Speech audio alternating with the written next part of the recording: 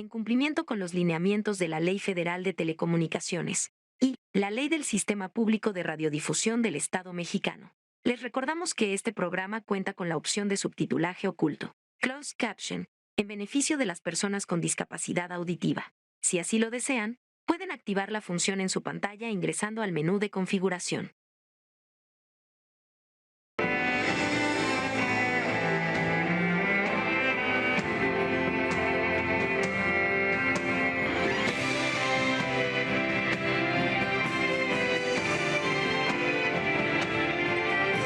En realidad, no hay individuos perfectos. Las capacidades diferentes las tenemos todos. Y nuestra mejor y quizá única alternativa es ayudarnos todas y todos.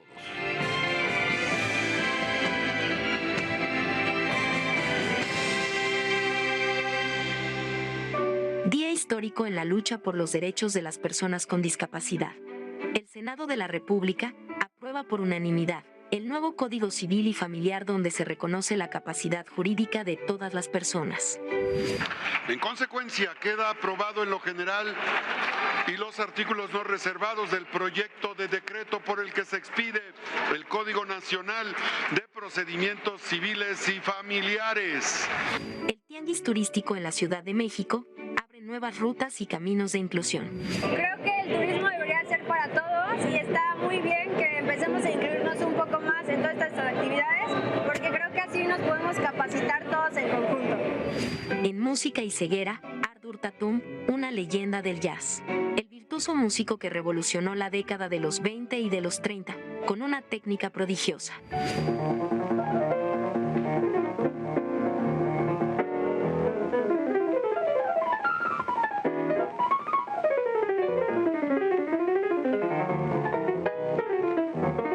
La vida se disfruta cuadro a cuadro con José Roberto Landaverde.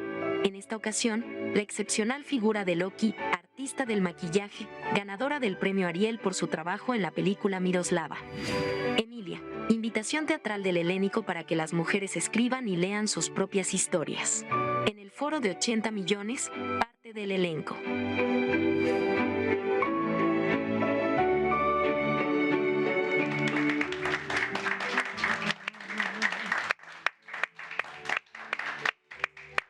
Hoy, al bajarme de mi automóvil en el estacionamiento del Canal 11, me topé con el regocijo de los árboles, las ramas y las hojas entrelazadas, el coro de los pájaros, el canto de los pájaros. Ese es el contorno maravilloso de nuestro estudio. Aquí donde hacemos el programa 80 millones, el ambiente es semejante al que nos rodea. Entro y me topo con el compañero Arturo paladeando su café. Maravilloso. Siento entonces una gran emoción en el alma. Una gran emoción con la que saludo al público maravilloso, multitudinario de 80 millones. A ese gran público que domingo a domingo nos acompaña. Está con nosotros cada vez más numeroso, cada vez más entusiasta. A donde quiera que uno va se topa con alguien que ha visto el programa. Muchas gracias por acompañarnos siempre. Gracias a todos. Gracias, querida Saraí, por estar muy a tono con el contorno de nuestro estudio.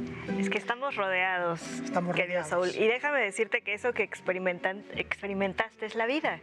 Es la vida misma y es también parte de este ambiente que tenemos en el 11, como este meme que dice, ¿qué tal el ambiente laboral? Y todo así agreste, ¿no? Aquí estamos rodeados de jacarandas, de sonrisas, de buenos días, de amor y además también es un programa increíble donde nos hacemos la pregunta de a qué hacer ante la imposición del silencio. Pues quédense porque vamos a encontrar muchas respuestas. ¿No es así, querido Gus? Buenos días, Saraí, buenos días, Saúl. Sí, en efecto, creo que una respuesta sería qué hacer ante el silencio, sería la representación y la importancia que tenemos las personas con discapacidad de ser representadas en todos los espacios, y hoy les traemos un poco más de eso, así que quédense hasta el final del programa. Lore, buenos días. Muy buenos días, programazo primaveral, tú con Saraí con un vestido de flores maravilloso, yo traigo una falda rosa. Y bueno, y tus palabras, Saúl, muy bonito, forma de empezar. Y Raulito, a ver, cuéntanos cómo estás vestido. ¿Tú cómo estás? Pues yo todavía traigo un mood playero muy impresionante. Acaba de bajar del avión. Porque yo todavía traigo como que la colita de las vacaciones. Sí. Y traigo un sombrerito y una playera sin mangas. ¡Sí! Y estoy muy feliz porque hoy tenemos un gran programa. Sí, porque ya vi que todos traen una muy buena actitud, ¿verdad, Saúl? Vamos con todo, querido Saúl. Y pues bueno, invitar al público a participar en las redes sociales de su programa favorito de los domingos a las 9:30 de la mañana. Estamos en Facebook, 80 millones, Twitter, @80 millones 11. El teléfono es 55 51 66 4000. Y tenemos también un canal de YouTube, Canal 11. Recuerden, está la página www.canal11.mx.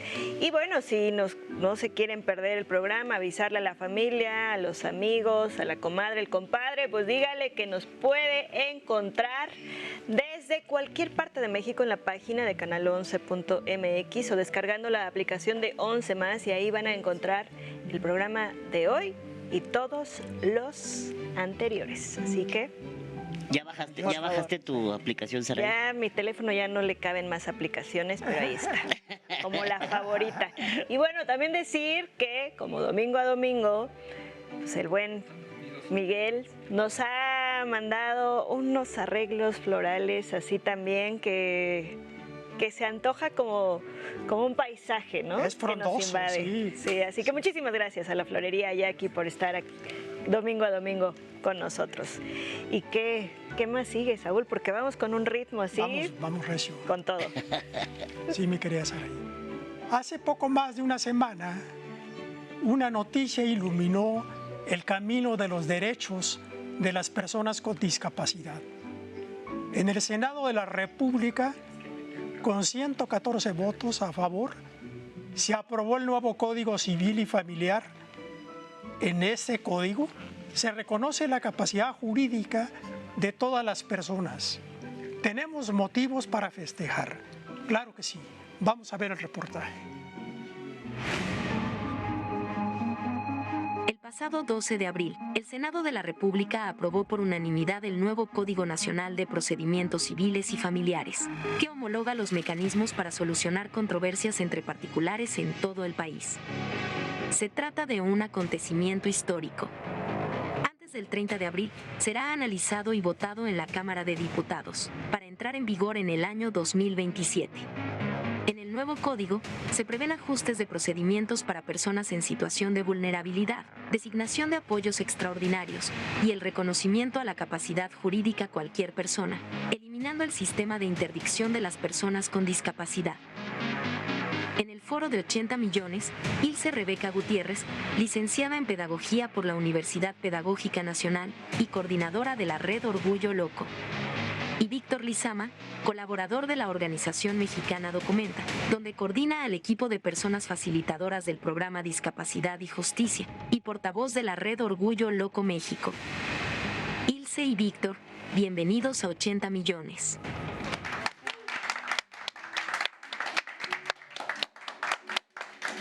Bienvenidos, Ilse, Víctor, muchísimas gracias por estar con nosotros. Gracias.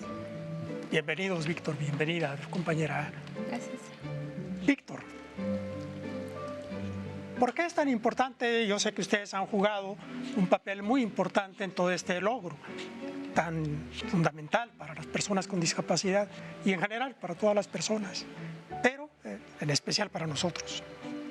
¿Por qué es tan importante para las personas con discapacidad la aprobación del Código Nacional de procedimientos civiles y familiares. A nuestro público, yo todavía no lo entiendo muy bien. Y si nos ayudas a que yo y nuestro público lo entendamos. Con todo gusto, Saúl. Saraí, primeramente muchas gracias por la invitación al maravilloso equipo del programa 80 millones. Nos emociona mucho justo estar aquí para hablar de la aprobación del Código Nacional de Procedimientos Civiles y Familiares. Es un gran logro. Hay un gran esfuerzo de parte de organizaciones, de personas con discapacidad, especialistas en temas de derechos de personas con discapacidad, el que el día de hoy en nuestro país, en el Senado de la República, se haya aprobado este Código Nacional. Y lo importante de esta aprobación es que finalmente se elimina la figura de interdicción en su texto, lo cual implica que se reconozca la capacidad jurídica plena de las personas con discapacidad, es decir, el derecho que todas las personas tenemos para tomar decisiones en cualquier aspecto de nuestra vida, desde firmar un contrato hasta elegir dónde queremos vivir, si queremos tener una pareja, si queremos tener familia, etcétera. Todas las decisiones importantes para tener una vida autónoma y en comunidad. Y también este código reconoce que la persona puede decidir tener apoyos para tomar decisiones. Eso es fundamental. Yo diría que cuando la convención se redacta hace más de 15 años, y estamos a unos días de que conmemoremos los 15 años de la convención, de este tratado internacional que reconoce nuestros derechos, el tema de la capacidad jurídica fue la columna vertebral que le dio forma a este tratado. Cuando se habla en la Convención de Capacidad Jurídica, se está generando una revolución en el derecho, en cómo entendemos el ser persona, el cómo se reconoce nuestra dignidad intrínseca y cómo a partir de reconocer nuestra dignidad también se reconoce la capacidad que tenemos todas las personas para tomar decisiones. Solo que en ciertas ocasiones pues hay que eliminar barreras que están impidiendo que las personas tomemos decisiones. Eso está presente el día de hoy en el Código Nacional de Procedimientos Civiles y Familiares. Importantísimo. Ilse, también me gustaría que nos platicaras pues parte de todo este movimiento que existe en México y en el mundo, orgullo y dignidad para las personas con discapacidad.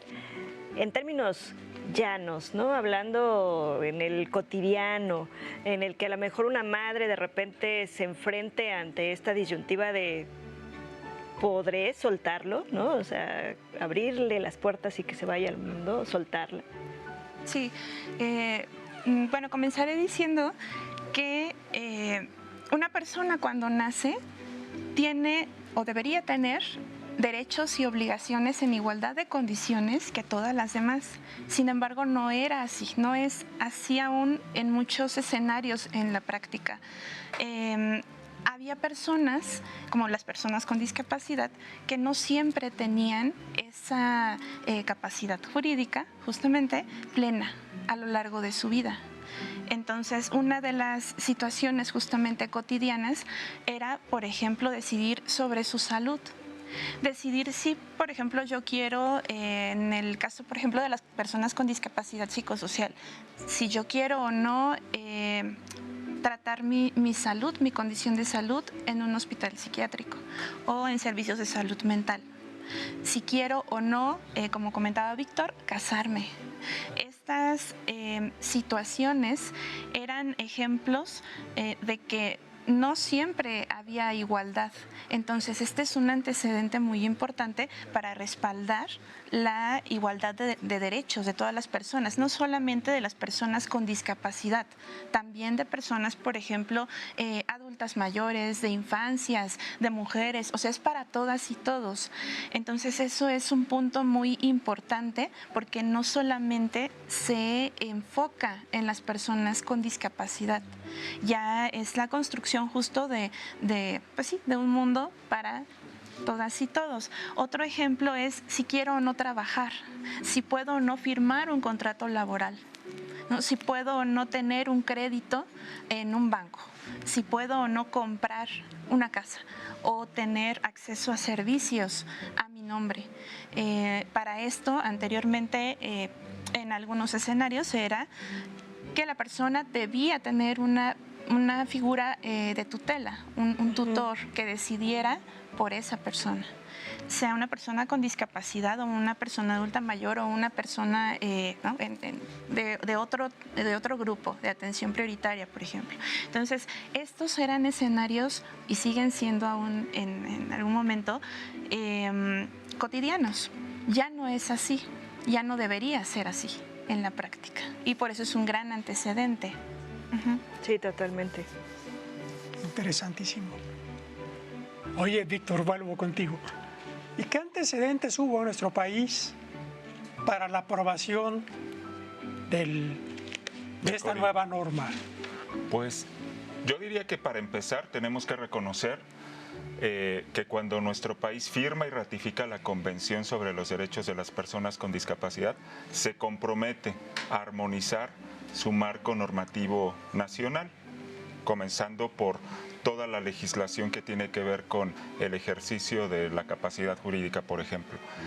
También a lo largo de estos años, la Suprema Corte de Justicia de la Nación ha generado jurisprudencia en la que ha hablado de que la figura de interdicción en lo particular, es decir, esta figura que restringe la capacidad de tomar decisiones en algunas personas, es inconstitucional, ¿no? Muy recientemente, justo aquí en 80 millones, estuvo un abogado hablando de todo este proceso de análisis de las leyes que finalmente hacen notar que es necesario eliminar esta figura de interdicción y empezar a trabajar en el reconocimiento de la capacidad jurídica de todas las personas. No es una tarea sencilla, por cierto, no basta con que ahora la ley, o por lo menos esta propuesta que todavía está siendo revisada en la Cámara de Diputados, atienda a los compromisos internacionales de nuestro país.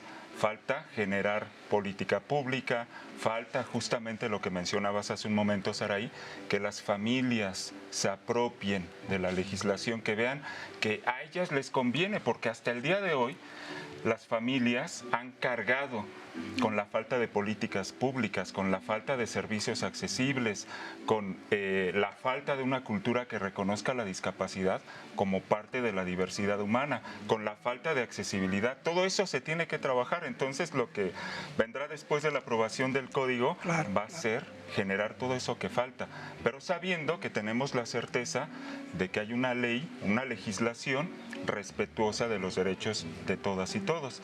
También yo cito, en cuanto a algún antecedente, lo que mencionó el subsecretario de Gobernación Alejandro Encinas cuando el Estado mexicano emitió una disculpa a Arturo Medina Vela, este joven que estuvo 4 años en una cárcel psiquiátrica injustamente, que no tuvo derecho a defenderse justo porque se le restringió su capacidad jurídica, y en ese entonces Alejandro Encinas mencionó que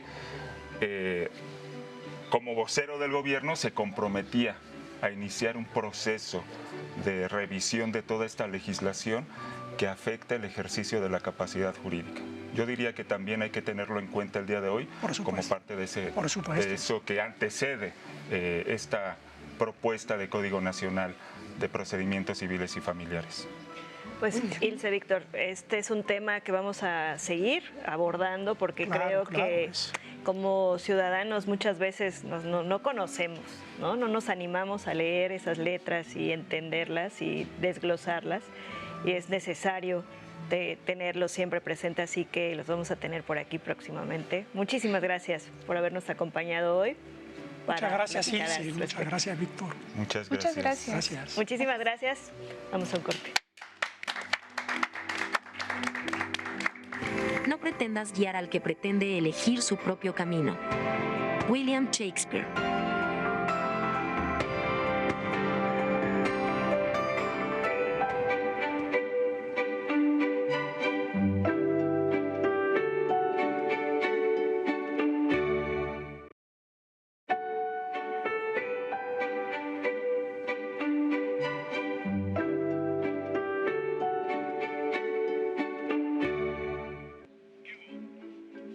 Saraí, qué interesante, ¿verdad?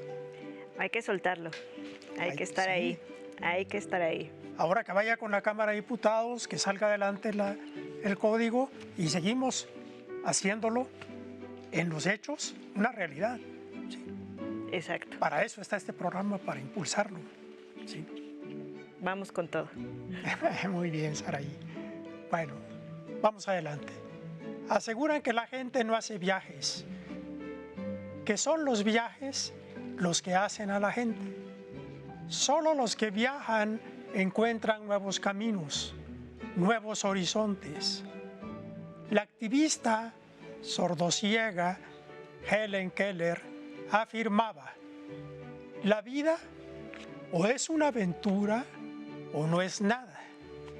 Los invito a ver un reportaje sobre el tianguis turístico que busca fortalecer el derecho a la recreación de las personas con discapacidad. Vamos a verlo.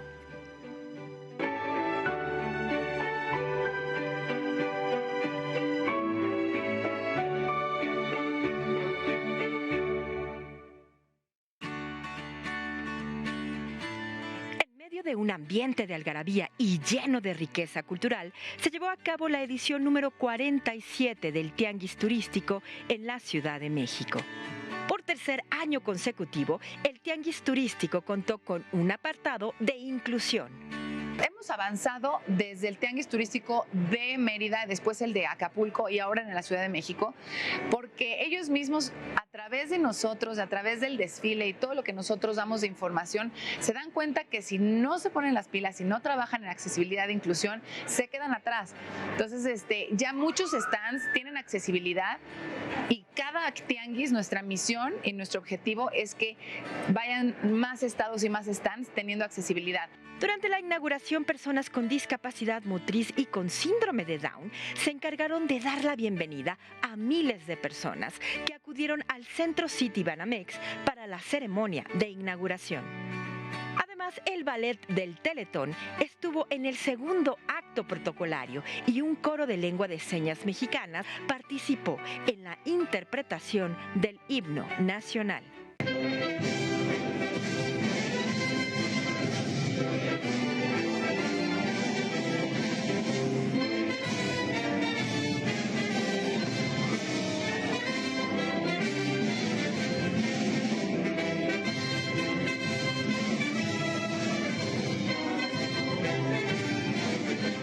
Cientos de personas acudieron a visitar los stands de los 32 estados de la República. Además, muchos de ellos ofertaban sitios dedicados al esparcimiento de las personas en condición de discapacidad.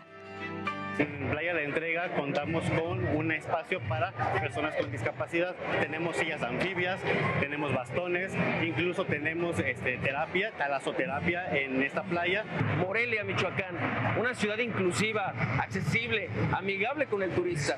Ahí puedes divertirte de la manera fantástica que tú decidas. Desarrollamos señalética incluyente en diversos atractivos del estado, principalmente en los 6 pueblos mágicos. Esta señalética aproximadamente pudimos ya identificar a 50 atractivos turísticos de estos pueblos mágicos, y estas placas incluyen, un título en alto relieve, el sistema braille también, la lengua de señas mexicana. Seguir sensibilizando a los prestadores de servicios para que se enfoquen en esta atención que las personas con discapacidad requieren. Algunos empresarios ya han apostado al mercado turístico y sin miedo saben que al invertir en los ajustes razonables y necesarios para el disfrute de las personas con discapacidad también es una buena decisión. Yo les diría que no lo piensen más, que se animen. No es un tema de dinero, es un tema de información. En lugar de hacer una puerta de 70 centímetros, hagan una puerta de 90 centímetros. En lugar de que pongan una banqueta, hagan una rampa.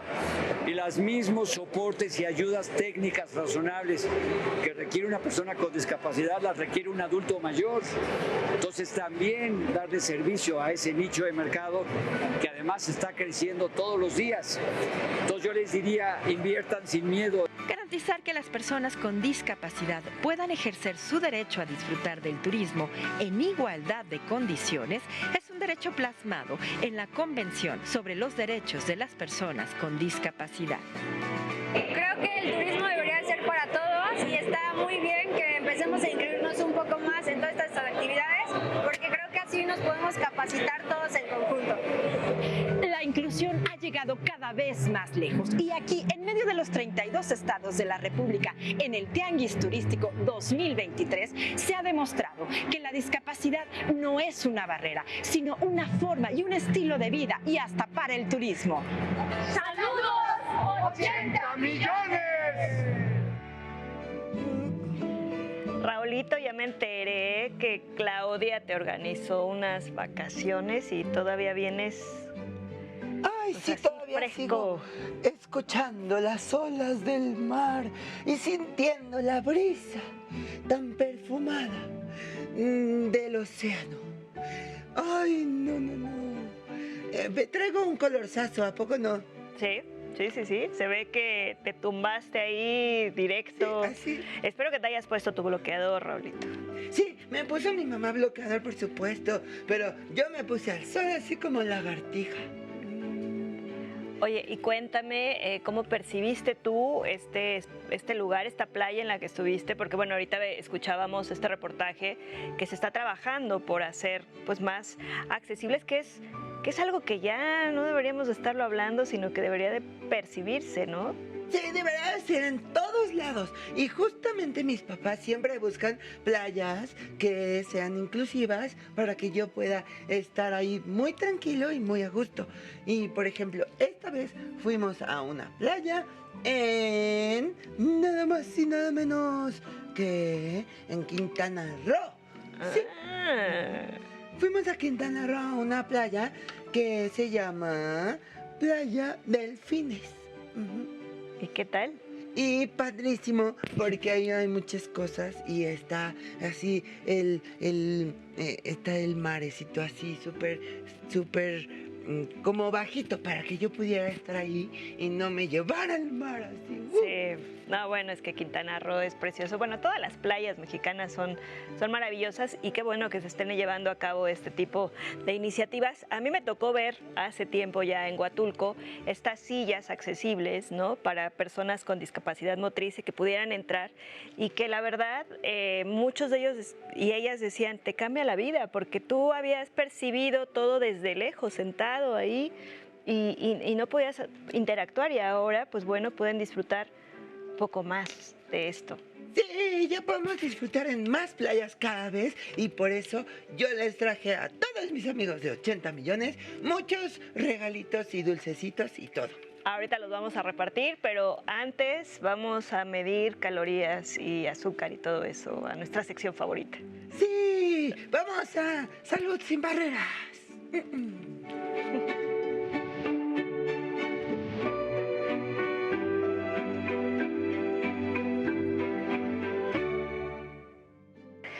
Alzheimer es una condición de salud que sin duda ha retado a la ciencia.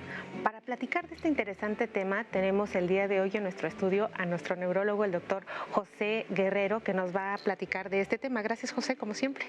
Muchas gracias por la invitación y un gran honor estar frente a todo tu auditorio. Pues a ver, ¿qué hay del Alzheimer? Pues bueno, la enfermedad de Alzheimer, como pues mucha gente ya lo habrá escuchado, pues es una de las demencias más importantes y más frecuentes en el mundo. Lamentablemente, por el hecho de que la población está llegando a edades más avanzadas, estamos viendo un aumento de la frecuencia de esta enfermedad. Híjole, José, ahí espérame porque yo de pronto me pongo a analizar y decir, bueno, estamos viviendo más, pero estamos teniendo más enfermedades relacionadas con la edad. ¿Y qué pasa con específicamente Alzheimer? ¿Que antes no se hacía ese diagnóstico o de pronto hubo un boom en hacer información y hay un sobrediagnóstico? O sea, ¿realmente qué pasa? Son dos aspectos que están relacionados. Por ejemplo, el hecho de que tengamos mayor edad, de que lleguemos a una edad más avanzada, tenemos mayor probabilidad de padecer alguna de estas enfermedades. Y obviamente, el alerta que nos ha provocado, hemos tenido herramientas que pueden hacer el diagnóstico de una forma más temprana desde el punto de vista clínico, así como estudios que pudieran orientarnos a poder diagnosticarla. ¿Actualmente tenemos alguna forma de saber tempranamente si padeceremos Alzheimer? No hay un estudio específico que nos pueda decir que vamos a tener enfermedad de Alzheimer, aunque la ciencia está avanzando mucho en ese terreno y hay muchos prospectos de posibles marcadores que nos puedan orientar a que podamos identificar a la enfermedad en fases muy tempranas e incluso antes de que esta aparezca. Pero bueno, estos son aspectos que todavía están en desarrollo científico y esperemos tenerlos pronto. Pero desde el punto de vista clínico, es importante que nosotros pongamos atención a varios aspectos. Algo que me gusta comentar en este tipo de espacios es que no asumir que la falla de memoria es algo normal de la edad.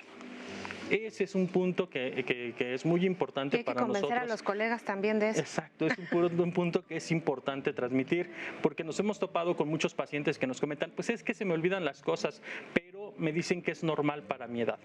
Hay aspectos, de repente todos se nos pueden olvidar las llaves, de repente podemos ser distraídos en algunos aspectos, pero cuando nosotros empezamos a tener fallas de memoria que van empezando a tener cierta repercusión en la realización de nuestras actividades cotidianas, es un dato de alarma que nosotros debemos de tener en cuenta. Regularmente, la pérdida de la memoria relacionada con la enfermedad de Alzheimer está más relacionada con memoria de hechos recientes. De repente nos preguntan los familiares, pero es que se acuerda muy bien de las cosas, incluso de quién fue su maestra del kinder, ¿no? Pero no se acuerda si ya desayunó. ¿Qué comió ayer? Exacto. Entonces, estos son datos que nosotros tenemos que ir tomando en cuenta y que si se van haciendo, pues reiterativos, van ocurriendo de una manera más frecuente, pudiera ser un dato de alarma que nos podría hacer buscar ayuda. ¿No hay algo que hacer para evitarla? Si te va a dar, te va a dar. En términos, digamos, muy estrictos puede ser. Pero nosotros sí sabemos hoy día que podemos hacer muchos aspectos para poder prevenir. Hay algunos estudios que se han desarrollado en los que se logran identificar factores de riesgo modificables, como pues una dieta adecuada, mantener el peso, cuidar enfermedades crónicas, prevenir la pérdida de la audición, disminuir el consumo de alcohol y de tabaco, mejorar la parte de la salud mental. Son factores que pudieran ayudarnos a prevenir o retrasar la aparición de esta enfermedad. José, en los libros de medicina claramente decía demencia senil. Si tú dices que los olvidos no son normales, ¿por qué en el libro dice demencia senil? Es un concepto erróneo y qué bueno que nos lo comentas, porque es un concepto que está relacionado a que el simple hecho de tener una edad avanzada puede estar relacionada con la demencia y no es algo así. En los términos que nosotros tenemos ahorita relacionado con las demencias, ahora también llamados trastornos neurocognitivos, no es un concepto vigente. Son diversos síndromes.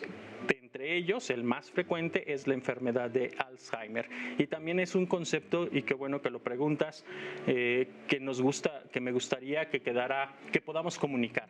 Porque como tal, la demencia senil no es un diagnóstico y no es que el hecho de una persona adulta mayor vaya a tener necesariamente una demencia, sino que si nosotros empezamos a notar alteraciones de la memoria de forma reciente que se acompañan con alguna otra alteración como de atención, lenguaje, planeación, toma de decisiones y que ya están empezando a repercutir en nuestras actividades cotidianas, puede ser una demencia, puede ser enfermedad de Alzheimer. Prevenir sin duda siempre es lo mejor y sobre todo también, bueno, ojalá que nos dé oportunidad en otro momento de platicar de todo lo que está en relación de una persona que vive con Alzheimer, que ya creo que es un tema muy importante y tú eres estudioso del tema, José. Como siempre es un placer tenerte aquí. Esto fue su sección de domingo, Salud sin Barreras. Hasta la próxima.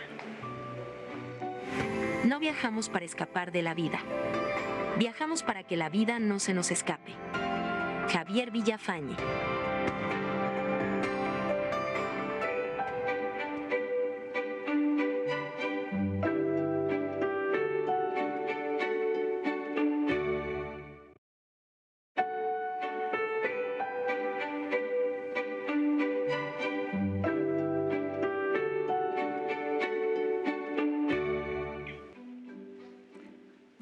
Tiempo de cine. Así es, Saraí. Así es, Lorena. Bueno, con alegría, mucha alegría, damos paso a la sección de nuestro querido compañero y amigo José Alberto Landaverde, quien con pasión e inteligencia nos invita a disfrutar de la vida cuadro a cuadro. Vamos a ver. Hola, ¿cómo están, amigas y amigos de Cinemanía? Hoy estamos en otra entrega de Cuadro a Cuadro y nos encontramos en un lugar muy especial. Estamos en las inmediaciones de Cinemanía Loreto. Es un cine increíble al que todas las personas con discapacidad podemos acudir a disfrutar del cine, de grandes películas. Pues cuenta con una gran accesibilidad. Entonces, muchas gracias al equipo de Cinemanía y pues vamos a la recomendación de hoy.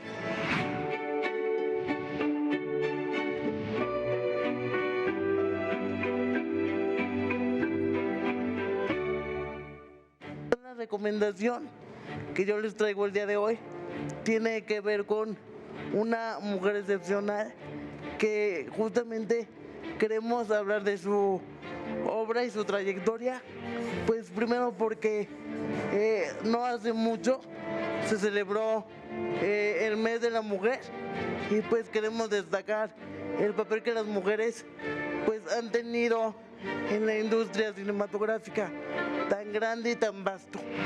Y pues la segunda, porque este año se cumplen 10 años del fallecimiento de Lucrecia González Muñoz, conocida como Lucky. Lucky pues tuvo una carrera como actriz y maquillista en más de 100 producciones televisivas y cinematográficas nacionales e internacionales.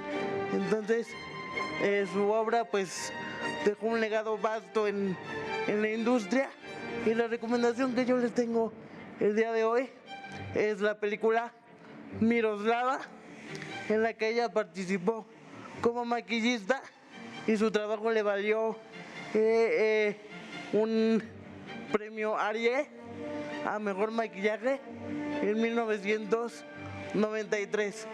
La película es una biografía un tanto ficcionalizada de la vida y obra de Miroslava Stern, esta icónica actriz de la época de oro del cine mexicano, y pues está basada en un cuento de Guadalupe Loaesa.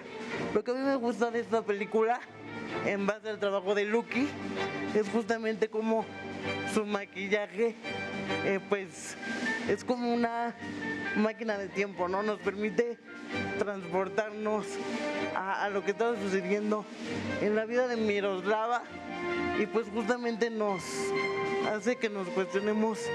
Tan bueno es que nos hace cuestionarnos qué es realidad y qué es ficción, ¿no? Porque el parecido de los intérpretes, tanto de Miroslava y quienes pues, estuvieron a su alrededor, es maravilloso, y justo creo que pues, ese elemento que borra realidad y ficción ayuda a que conozcamos más a la persona y no tanto a la actriz, como que la despoja del mito de quién era ella. Entonces es una película que recomiendo ampliamente. La pueden encontrar en el catálogo de Filmin Latino y tiene un costo de renta de 29 pesos. Entonces esa es mi recomendación para el día de hoy para ustedes. En 1940 llegó a México una niña checoslovaca. Esa niña se convirtió en el rostro más hermoso de la época de oro del cine mexicano. Miroslava, la mujer. La felicidad nunca dura demasiado. La actriz. Hola uno, hola otro. Déjeme. No. Yo me siento una mujer vieja y sin amor. El amor vendrá cuando menos lo pienses, yo te lo garantizo. Y la trágica vida de una diva. Odio mi imagen, estoy harta de la Miroslava. Miroslava. Como justamente estábamos hablando hace unos momentos de una película en la que Lucky participó y dejó su huella y su marca, pues hoy tengo el gusto también de poder hacer una entrevista a Roxana Eisenman González. Ella es hija de Lucky y además es productora de cine y televisión con más de 30 años de trayectoria también. Entonces, un gusto, Roxana, que nos estés acompañando por acá. Ay, no, al revés. Muchas gracias, Josie, por estar presente en esta entrevista, aparte de hacer esta entrevista en el 10º aniversario de mi mamá. Entonces, yo te lo agradezco muchísimo. Es un gusto estar contigo. Ay, muchas gracias. Y pues yo quería empezar preguntándote, Lucky pues tuvo muchos años de trayectoria y trabajó con muchas directoras y directores, ¿no?, a lo largo de su carrera. Entonces, ¿cuál crees que es el rasgo de su trabajo que más impactó a todas estas personas con las que trabajó? Fíjate que una de las cosas que más gustó en el trabajo de mi mamá es que hacía un maquillaje que no se notara, muy sencillo, no era un maquillaje cargado. Y que además, como a mi mamá siempre le gustó el cine, empezó como actriz, ella tenía mucho la noción de los personajes. Entonces, de acuerdo al personaje, ella maquillaba. Pues si era una mujer ama de casa, maquillaba a una mujer como ama de casa, no muy cargado el maquillaje. Hacía caracterización, hacía varias cosas. Entonces, yo creo que eso fue el distintivo de mi mamá, que fue tan importante que a tanto actrices, directores, productores les gustó mucho, que tenía muchísimo trabajo en el cine. La llamaban constantemente, inclusive se le juntaban películas porque pues la querían llamar a ella porque las actrices la pedían. Y bueno, pues justo hace un momento comentabas también tú de la película de Miroslava, pero pues la carrera de tu mamá es muy, muy vasta y pues dejó muchas obras más. Entonces yo te quería preguntar, tú como su hija, como su pariente, como alguien cercano a ella, ¿de qué obra de ella estás más orgullosa y que tú digas, esta película todos la deben ver porque aquí dejó su huella? Pues mira, la película de Gaby Brimer, que la hizo Luis Mandoki, es una película que mi mamá disfrutó muchísimo, ahí se ve mucho el trabajo. Y bueno, en ese momento las maquillistas mexicanas no se les permitía maquillar el talento internacional, cosa que a mi mamá no le sucedió. Y si me permites, te contaré una anécdota que tuvo con Omar Sharif. Ella maquilló a Omar Sharif y mi mamá hablaba bastante bien inglés, ¿no? Entonces lo estaba maquillando. Para esto, cabe destacar que el tipo de color de la gente que es árabe es diferente al mexicano, ¿no? Entonces tenía que igualar su tono de piel. Y cuando lo maquillaba, ella le preguntaba si estaba a gusto con lo que le estaba haciendo. Y Omar Sharif no le contestaba. Entonces mi mamá estaba muy impactada porque decía, bueno, igual no lo estoy haciendo bien, no le está gustando al señor. Entonces cuando termina le dijo, no, Lucky, al revés. Yo lo que estaba es admirando tu trabajo y agradeciéndote el que lo hicieras muy bien, pero no te estaba contestando por lo mismo, porque quería que tú terminaras. Pero bueno, fue una anécdota muy bonita para ella, porque ella nunca se imaginó que un actor de esa talla fuera a alabarla por su trabajo, ¿no? La verdad es que fue muy interesante. Pues muchísimas gracias, Roxana, por el tiempo y pues por acercarnos un poquito más a la vida y obra de quién era Lucky, ¿no? Muchísimas gracias.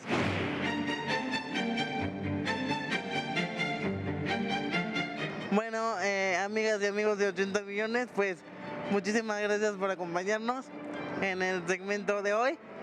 Pues yo les recuerdo que estamos aquí en las instalaciones de Cinemanía Loreto, que es un cine con toda la accesibilidad y muy amigable para que todas las personas con discapacidad de todo tipo podamos venir a disfrutar de muy buenas películas. Y pues les recuerdo que ustedes pueden visitar la página de Cinemanía Loreto en cinemanías.mx. Yo soy José Roberto Landaverde. Me pueden seguir en Twitter en @Jousilan o en la página de Cine Premier, cinepremier.com.mx. Y pues aquí los estaré esperando la próxima para seguir viviendo la vida cuadro a cuadro. Gracias.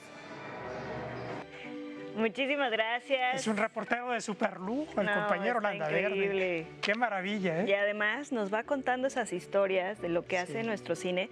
Y voy a hacer un anuncio, querido Saúl, rápidamente, pero justo hace unas semanas en los estudios Churubusco se develaron placas de cineastas mexicanas, de personajes que han estado vinculados a la historia y como ya nos contaban en esta sección, pues que han permanecido ocultas, ¿no? Entonces, dense una vuelta ahí en la calle de Atletas para conocer nuestro pequeño espacio dedicado al cine y tan cargado de historia. Y bueno, ya que hablamos de historia, pero ahora a otro ritmo, si te parece, querido Saúl, vámonos corriendo ya a disfrutar de música y ceguera.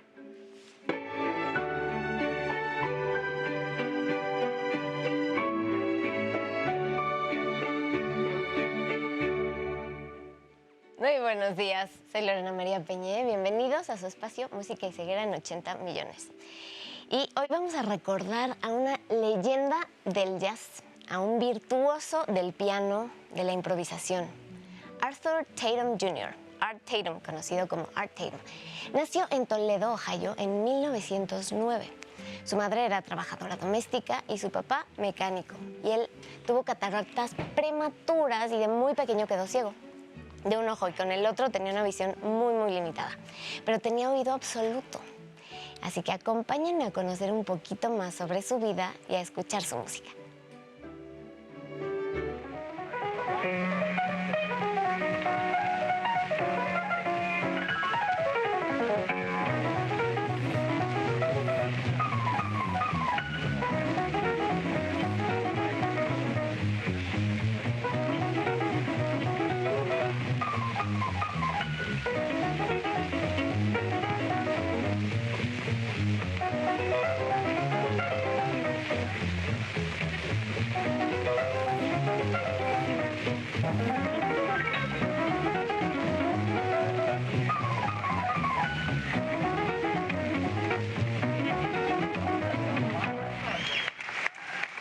Se dice que Art Tatum aprendió a tocar el piano de pequeño, copiando a dos manos grabaciones interpretadas por varios instrumentos, construyendo así una estructura mental y táctil muy peculiar que daría frutos años después.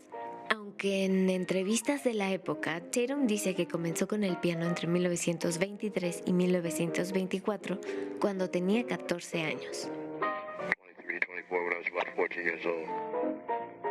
Lo cierto es que partiendo del estilo stride, la música de Art Tatum configuró un nuevo lenguaje, complejo y virtuoso a la vez, que lo diferenciaría del resto de los pianistas e intérpretes de jazz. En blanco y negro, videos y fotografías del pianista y ciudades en la época.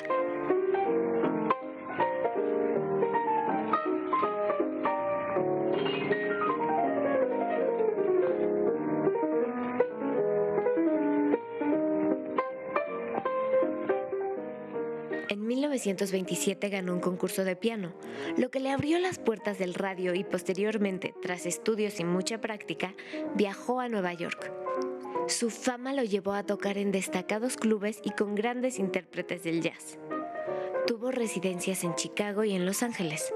También viajó con su esposa a Inglaterra, donde se presentó en la BBC de Londres. En suma, grabó en formato de solista y pequeñas agrupaciones para diversos sellos varios volúmenes de discos. Alrededor de 400 títulos, contando grabaciones informales y de concierto. Muchas de ellas fueron publicadas de manera póstuma. 1947 con los Fabulous Dorseys.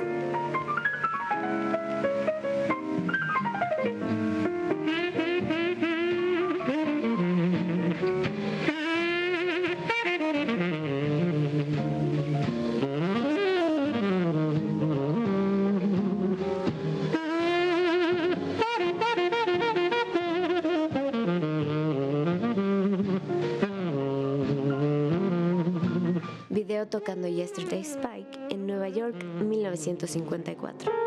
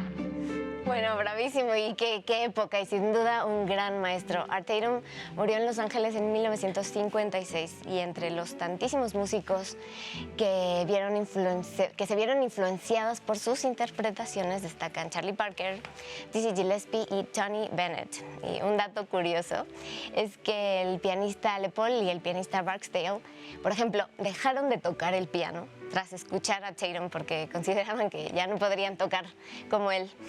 Y pues, aunque otros pianistas no eran tan fans de Art Tatum como Keith Jarrett. Pero bueno, yo, no sé ustedes, yo de aquí me voy al clavecín a estudiar. Gracias por haberme acompañado en esta mañana de jazz con música y ceguera. Y quédense, porque si recordarán la semana pasada, conocimos a las creadoras de la música de la obra de teatro Emilia, y hoy vamos a tener, al final del programa, a dos de sus actrices. Muy bien, Lorena. Así que, muy bien, Lorena. Ya saben. Excelente. Spoiler alert. Muchísimas gracias, Lorena, y ahora vamos a dar paso a Tiempo de Prevenir con nuestro querido doctor Manuel Tufo.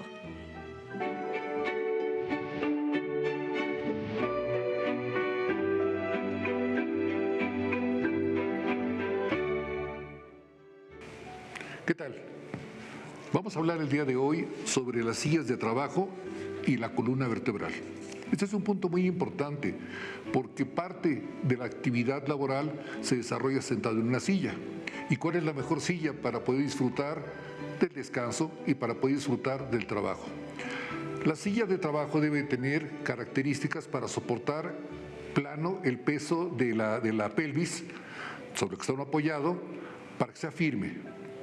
El respaldo debe tener, de preferencia, las curvaturas propias de la columna vertebral y, en algunos casos, descansos en la parte media de la columna lumbar, la parte baja de la columna lumbar.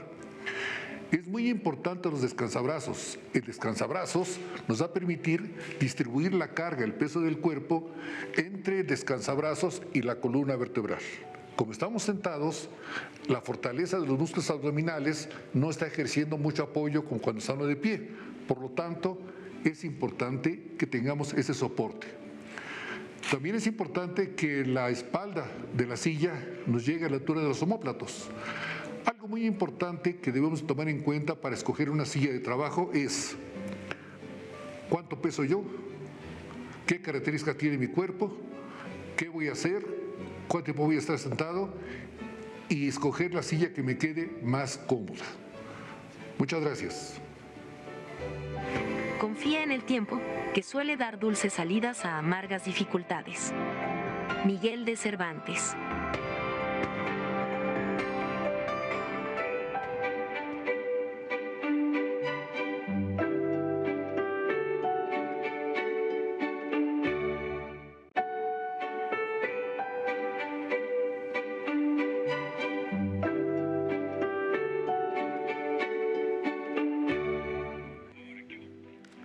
Saraí. Ay, como que andamos así, no sé cómo, ¿no? Bien, quién sabe cómo. Muy contento, Saraí. Muy bien. Totalmente. Vamos. La historia de muchas familias es la de recorrer numerosas escuelas para encontrar la que pueda atender a sus hijos con discapacidad. En muchas no son aceptados. En otras, no los tratan de la manera correcta o simple y sencillamente no aprenden porque el personal académico no está capacitado. Nuestra compañera Sandra González Rull nos cuenta una historia de éxito en las que varias familias se unieron y para crear su propio método de enseñanza-aprendizaje en un espacio de verdadera inclusión. Vamos a ver el reportaje de la compañera Sandra.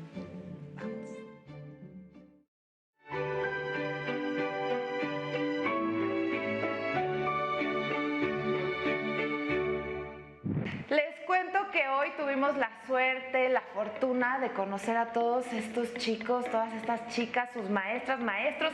Estamos en Comunidad IDEA y vamos a ver lo que aquí aprenden todos ellos. De verdad, es un momento maravilloso el que nos han dejado vivir. Comunidad IDEA es una escuela 100% de inclusión, es una escuela activa, una metodología activa 100%, es el aprendizaje a partir de las vivencias y es una escuela en donde trabajamos con chicos con discapacidad, diversas discapacidades, parálisis cerebral, síndrome de Down, autismo, y al mismo tiempo es una escuela en la que recibimos a chicos sin ninguna necesidad específica aparente, sin ningún diagnóstico, porque justamente creemos que es a partir de la convivencia que se da la plena inclusión. Nosotros nos basamos también en una metodología pedagógica que es World Schooling. De hecho, estamos aliados al día de hoy con World Schooling. World Schooling inicia como un proyecto de homeschooling, ¿no? Y a lo largo de los años se ha ido convirtiendo también en un proyecto presencial. ¿En qué consiste World Schooling? Como lo dice su nombre, es el mundo es tu escuela. Entonces, no importa si ahorita, por ejemplo, que estamos en un espacio muy chiquitito, todo lo que aquí vivimos, lo que aquí tenemos, es oportunidad de aprendizaje. Todo. Si salimos a un paseo, ahí hay oportunidad de aprendizaje. Si salimos, todo lo que tengamos, la naturaleza misma, las relaciones sociales, entonces no necesitamos, ¿no?, de grandes cosas como para realmente tener el aprendizaje. Lo tenemos a la mano, en donde estemos. Y bueno, mi experiencia ha sido maravillosa. Todos mis niños son muy capaces. Llevamos varios laboratorios y la idea siempre es que ellos demuestren lo que pueden hacer. Usan sus tableros de comunicación para expresarse y bueno, lo que buscamos es el desarrollo de habilidades para la vida. Nos salimos muchísimo de la forma tradicional de aprendizaje. Ellos van aprendiendo conforme van ellos descubriéndose también a sí mismos. No tenemos materias como tal, son laboratorios y en cada laboratorio tienen sus distintos objetivos. Es importante mencionar también que los objetivos son personales. Trabajamos mucho programa individualizado, es decir, cada chico con discapacidad o sin ella es a partir de una evaluación en la cual vamos trabajando de manera que vaya logrando objetivos personales. Es importante mencionar que en Comunidad IDEA, los estudiantes con dificultades en la comunicación utilizan sistemas de comunicación aumentativa y alternativa. Es así como, gracias también a la tecnología, todos tenemos la oportunidad de comunicarnos y aprender.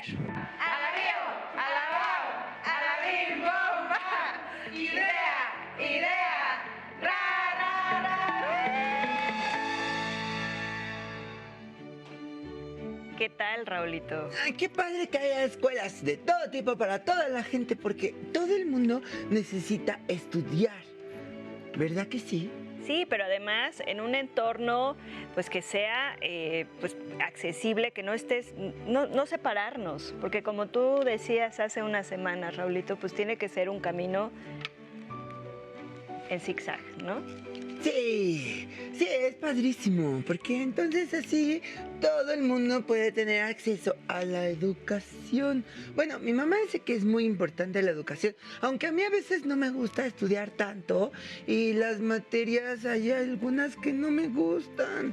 Ya sé, de repente dices, ¿y para qué me va a servir, no sé, aprender los decimales y los quebrados y todas esas cosas? Pero créeme, Raulito, que va a llegar un momento en tu vida en que vas a conocer Excel.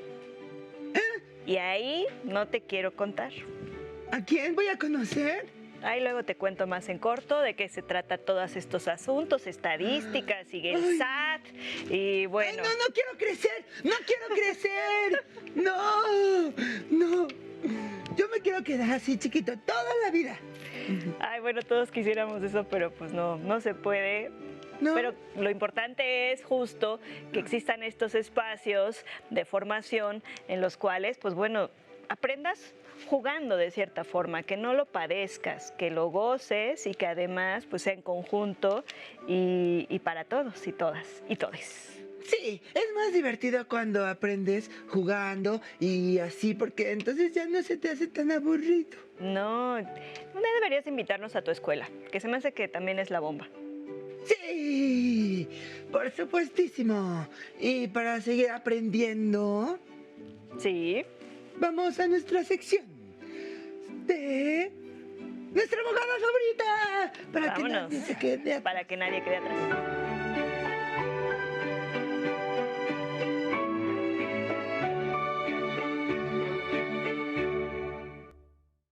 Pues nuevamente estamos aquí platicando con todas las personas que nos siguen a través de la señal del 11, la emisora del Instituto Politécnico Nacional, en el programa 80 millones, su sección Que Nadie Quede Atrás.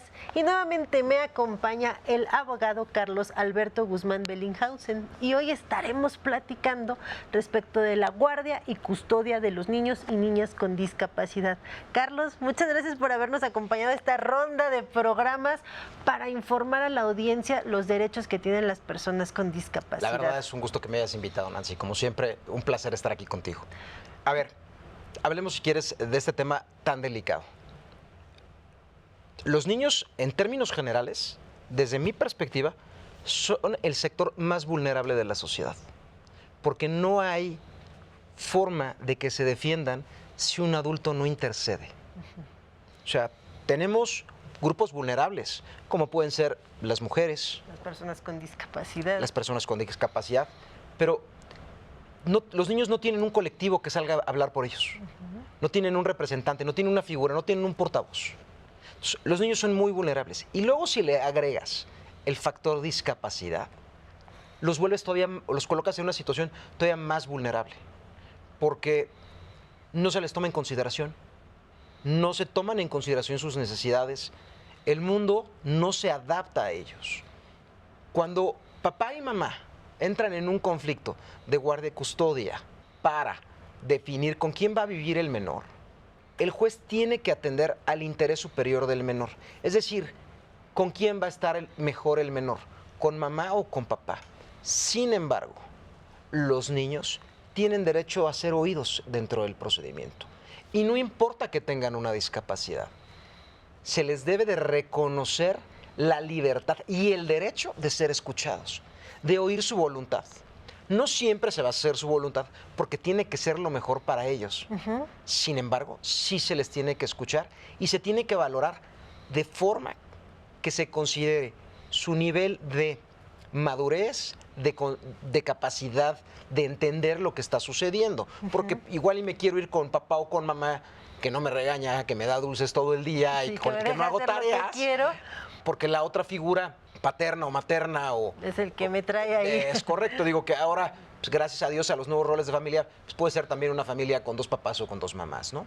Pero sí es importante que el juez tenga todos los elementos para poder decidir con quién va a vivir. Ahora, el hecho de que vayas a vivir con uno no quiere decir que dejes de ver al otro. Eso es importante. Es fundamental. No es exclusivo del padre o de la madre que el niño con discapacidad o la niña se le quede y al otro no se lo dejo ver. Al contrario. El hecho de que sea un niño con discapacidad, lo único que hace es que necesite amor como cualquier otro niño. Y no lo puedes privar del amor de papá o de mamá. Entonces tiene derecho a convivir, y hasta a tener con relación. Los abuelos y claro, las con la otras familia familias. extendida, con los primos. Y que sea incluido en todas y cada una de las actividades de la familia. Entonces, sí es muy importante cuando se resuelva su guarda y custodia, que se valoren todos estos factores y que se tome en consideración su voluntad, que no se le minimice, que no se le borre del procedimiento.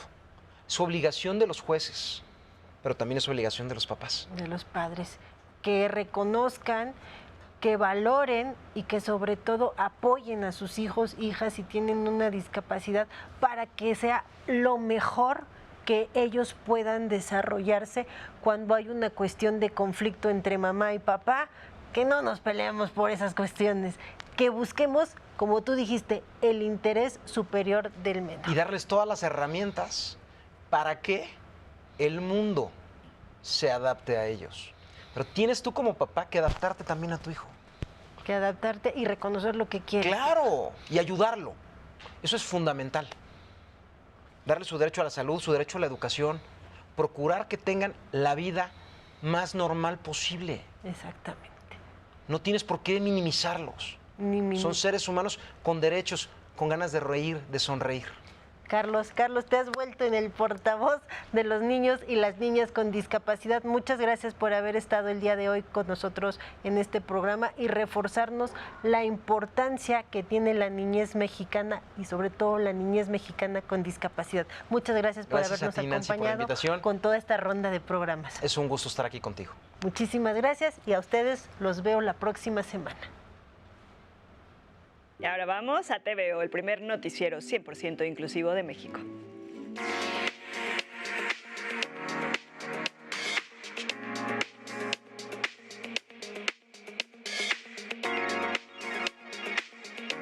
Soy Bárbara Anderson y les doy la bienvenida a Yo También Te Veo, el primer noticiero 100% inclusivo de México.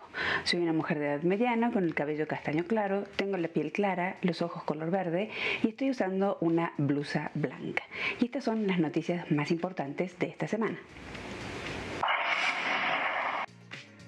El gobierno federal presentó una iniciativa para reducir la estructura gubernamental y fusionar organismos que eran autónomos. La propuesta es eliminar 18 órganos de la Administración Pública Federal y transferir funciones a secretarías de Estado. Entre las funciones más polémicas se encuentra la de convertir a la Comisión Mexicana de Ayuda a Refugiados en una dependencia de la Secretaría de Gobernación y la incorporación a la Secretaría de Bienestar del INAPAM y del Consejo Nacional para el Desarrollo y la Inclusión de las Personas con Discapacidad, CONADIS, un organismo acéfalo desde hace 4 años. La justificación del presidente López Obrador para esta simplificación orgánica es porque considera que hay instancias que duplican funciones o que tienen, según su consideración, una notoria inoperancia. La Suprema Corte de Justicia de la Nación impidió la incorporación de Guardia Nacional a la Secretaría de la Defensa Nacional, la Sedena. El Poder Judicial determinó que esta propuesta del Gobierno federal es inconstitucional.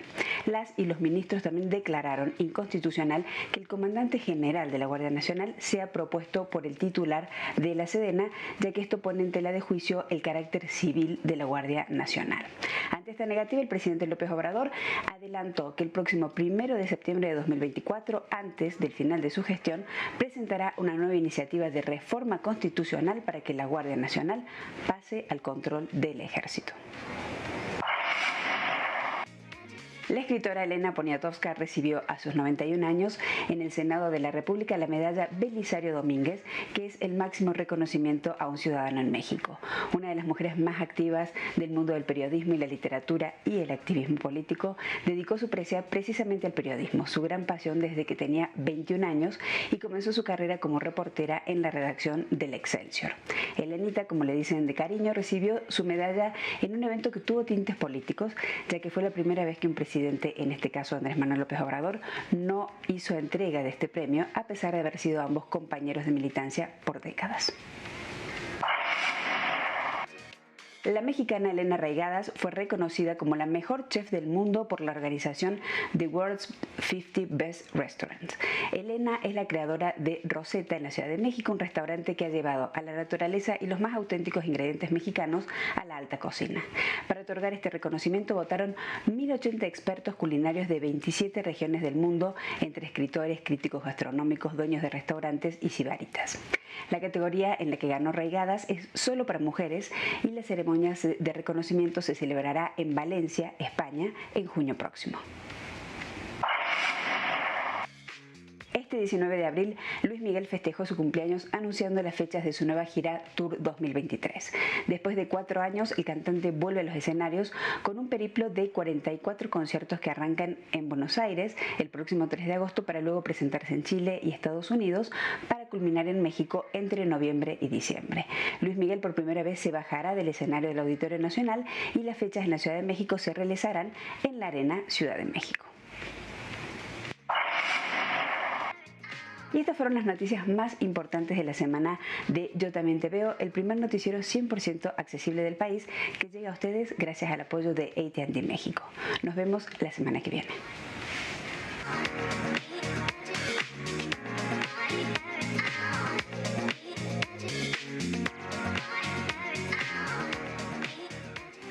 Ser diferente es un superpoder. Greta Thunberg.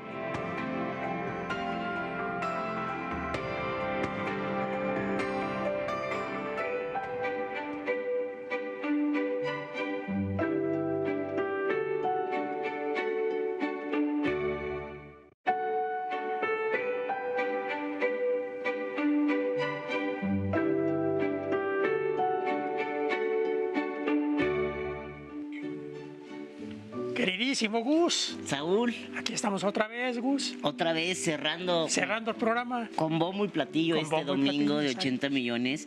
Y nuevamente, en esta ocasión, vamos a hablar de teatro. Vamos a hablar de la importancia de la representación que tenemos las personas con discapacidad en todos los aspectos.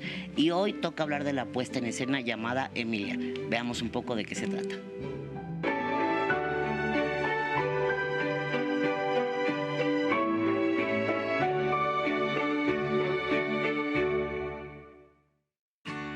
Celebrar la diversidad femenina es uno de los objetivos de la obra de teatro Emilia, puesta en escena que cuenta la vida de Emilia Bassano, primera poeta de habla inglesa que vivió a finales del Renacimiento. Con un elenco y equipo 100% femenino, esta comedia presenta de manera desenfadada, atrevida y divertida las dificultades de ser mujer a través de los tiempos. Ese es tu baile de desprecio. Me refiero a nuestro... Este proyecto te incita, te invita a celebrar la diversidad femenina y a buscar mujeres de todo tipo, de todas las edades, que es muy importante, de todos los tipos de cuerpo, todos los tonos de piel, de diferentes capacidades y de diferentes escuelas.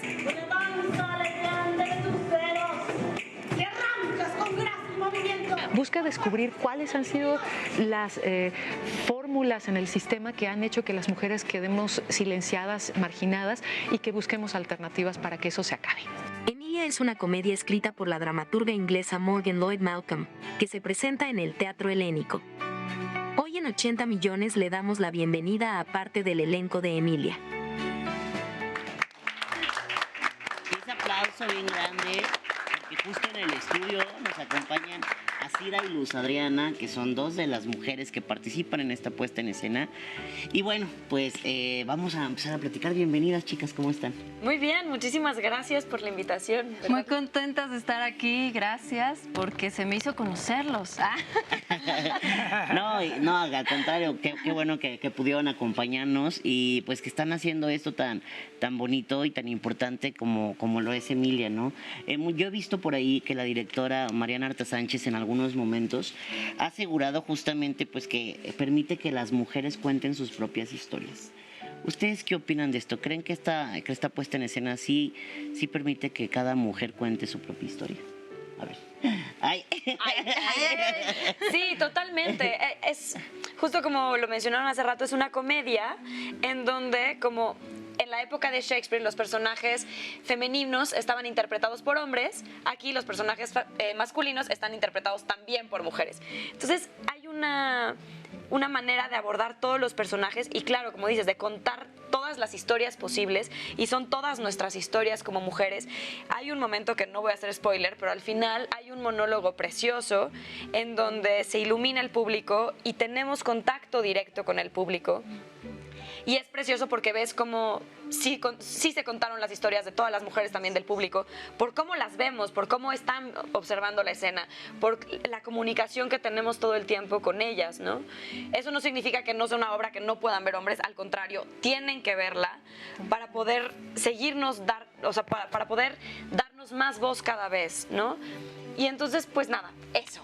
Y sí, se cuentan todas las historias masculinas y femeninas desde el lado femenino, por decirlo de alguna manera.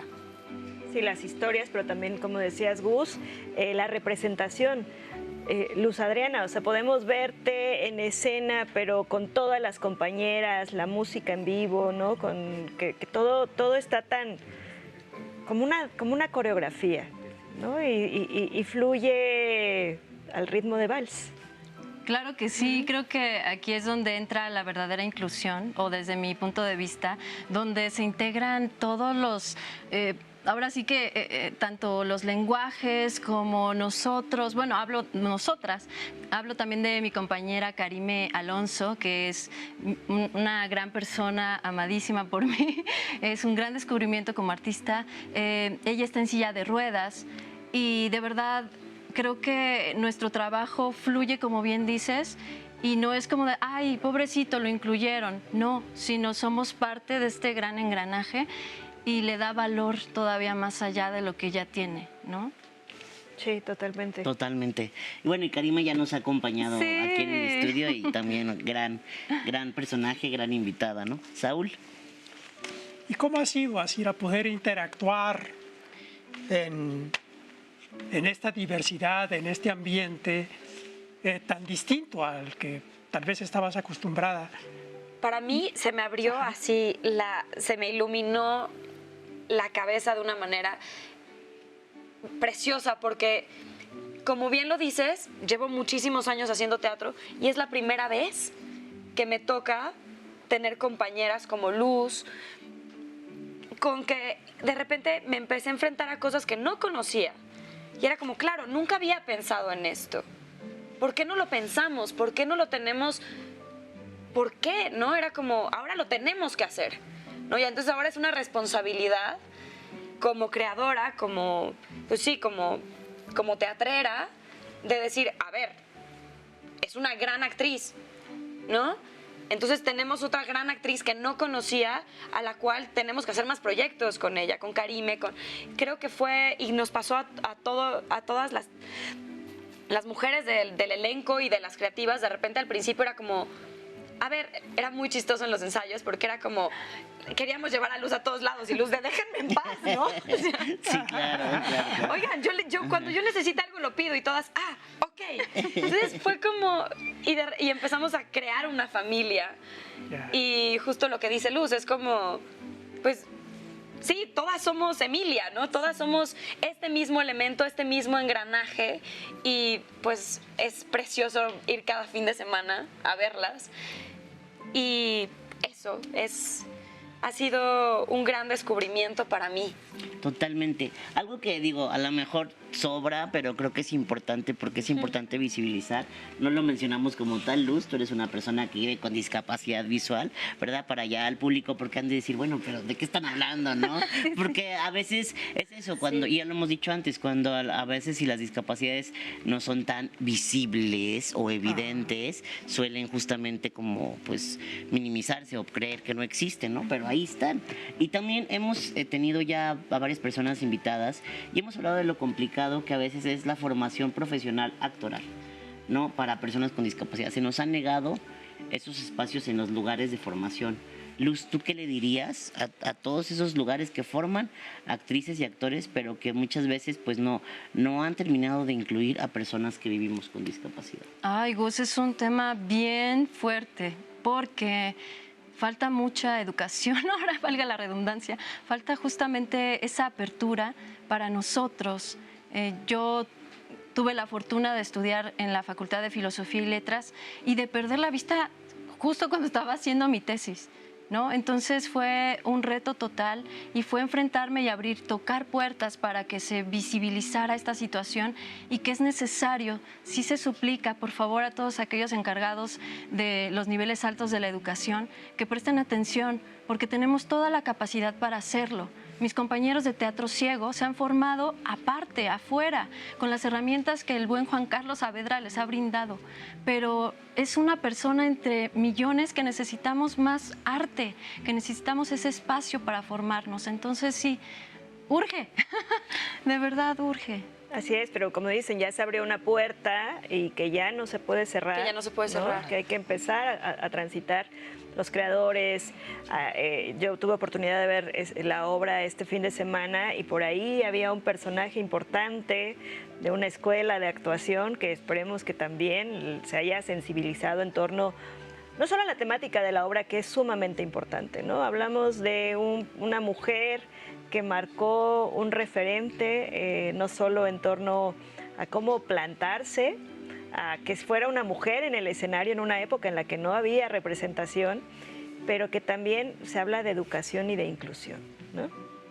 Sí. Y todo eso hay que lanzarlo. Y justo Emilia, desde el principio habla de eso, de darle este lugar a la mujer. Y esta puesta en escena justo es darle un lugar a todas las mujeres, ¿no? Y volver a abrir puertas donde se necesitan seguir abriendo puertas. Porque mucha gente dice, bueno, pero ya tienen espacios. A ver, sí, pero no todo el mundo tiene esos espacios. Hay que seguir abriendo puertas y hay que seguir abriendo esos espacios. Claro. Por supuesto. Si pudiéramos, estamos por cerrar, nos acaba el tiempo del programa, así muy breve. ¿Cuál ha sido el mayor aprendizaje que les ha traído a sus vidas, Emilia? Así como muy breve que nos pudieran decir. Muchísimas cosas, pero lo más importante es valorarme, enfrentarme a la vida sin miedo y valorar a mis compañeras. Creo que nos quedamos con eso. Asira. Yo, la admiración, cada día las admiro más y cada día aprendo cada día de ellas. Y bueno, de todas las mujeres que están en escena. Totalmente. Pues antes de que se acabe ¿Cuándo las vemos? ¿Dónde? Ajá, sí. Sí, estamos jueves a las 8 de la noche, viernes a las 8 de la noche, sábados a las 7 y domingos a las 6 en el Centro Cultural Helénico, en el Teatro Helénico, y los esperamos con todo el gusto. Vénganse, mujeres, hombres, todos tienen que ver esta obra. Pues yo no he ido, pero me voy a lanzar y Sí, vamos a ver. Hay que estar ahí. Y terminamos el 21 de mayo, así que ya no queda tanto. Sí. Vamos, apoyemos este tipo de teatro que es tan necesario y debería de ser una norma. Las personas con discapacidad debemos estar en todos lados. Muchas 100%. gracias, chicas, y mucho Muchas éxito. gracias.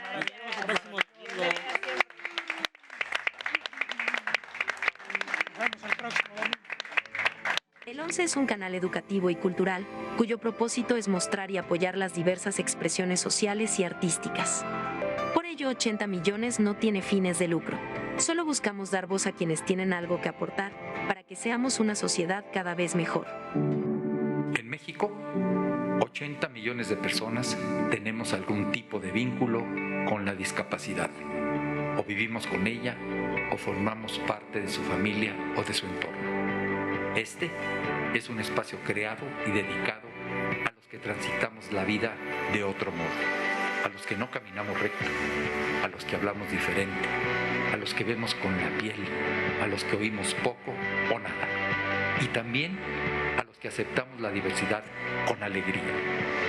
Estas son nuestras historias, las historias que nos interesan a 130 millones de mexicanos.